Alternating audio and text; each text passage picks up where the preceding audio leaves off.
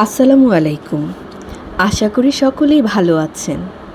যারা সময়ের অভাবে বই পড়তে পারেন না, আমার এই ভিডিওটি তাদের জন্য।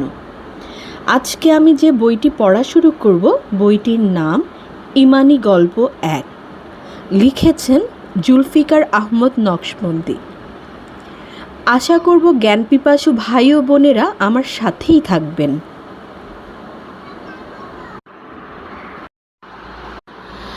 ইমানি গল্প প্রথম খণ্ড থেকে পড়ছি।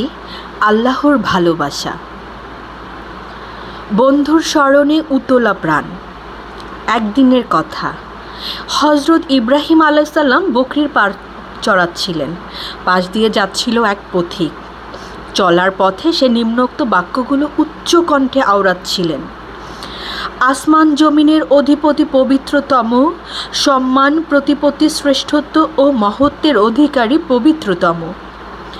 এমন সুগভীর শ্রুতিমধুর বাক্যে প্রাণের প্রিয়তমের প্রশংসাবাণী শুনে উতলা হয়ে পড়েন হজরত ইব্রাহিম আলাইসাল্লাম।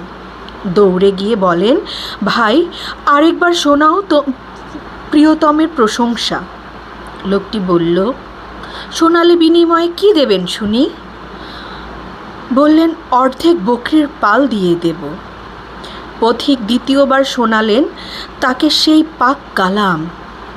ইব্রাহিম আলাইসাল্লাম আনন্দে বিমুগ্ধ হয়ে বললেন, আরেকবার শোনাবেন কি আমাকে? পথিক পূর্বের মতোই বলল, বিনিময়ে কি দেবেন আমাকে? তিনি বললেন, অবশিষ্ট অর্ধেক পাল দিয়ে দেব।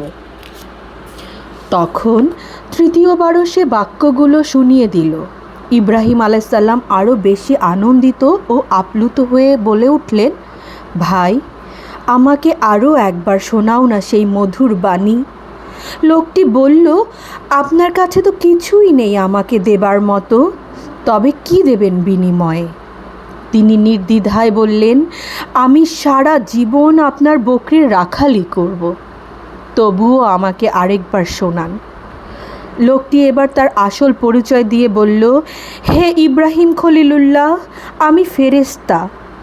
আল্লাহ পাক আপনাকে পরীক্ষা করার জন্য পাঠিয়েছেন। ইব্রাহিমের সামনে আমার নাম উচ্চারণ করে দেখো, আমার নামের মূল্য সে দিতে পারে। এই ঘটনাটি ইশকে ইলাহি 31 থেকে নেওয়া হয়েছে। প্রিয়তমের সান্নিধ্যে পৌঁছার আকুতি। মৃত্যুর ফেরেশতা আজরাইল আলাইসাল্লাম যান কবজ করার জন্য হাজির হলেন ইব্রাহিম আলাইসাল্লামের নিকট। ইব্রাহিম আলাইসাল্লাম আজরাইলকে দেখে জিজ্ঞাসা করলেন, বন্ধুর যান কবজ করে এমনটি কি কখনো দেখেছেন? আজরাইল আলাইসাল্লাম বললেন, আমি আল্লাহ পাকের কাছ থেকে এই প্রশ্নের জবাব জেনে নিচ্ছি। আজরাইল আলাইসাল্লাম আল্লাহর দরবারে এই প্রশ্ন পেশ করলে আল্লাহ পাক বলে পাঠালেন, ইব্রাহিমকে জিজ্ঞেস করো, বন্ধুর সাক্ষাৎকে ঘৃণা করে এমনটি কি কখনো দেখেছেন? তিনি বুঝে ফেললেন মৃত্যু হলো আল্লাহ পাকের সঙ্গে সাক্ষাতের উপায়। তখন তিনি বলতে লাগলেন, হে মৃত্যুর ফেরেশতা, তাড়াতাড়ি আমার জান কবজ করুন, মাওলার সঙ্গে আমার মিলনের ব্যবস্থা করুন।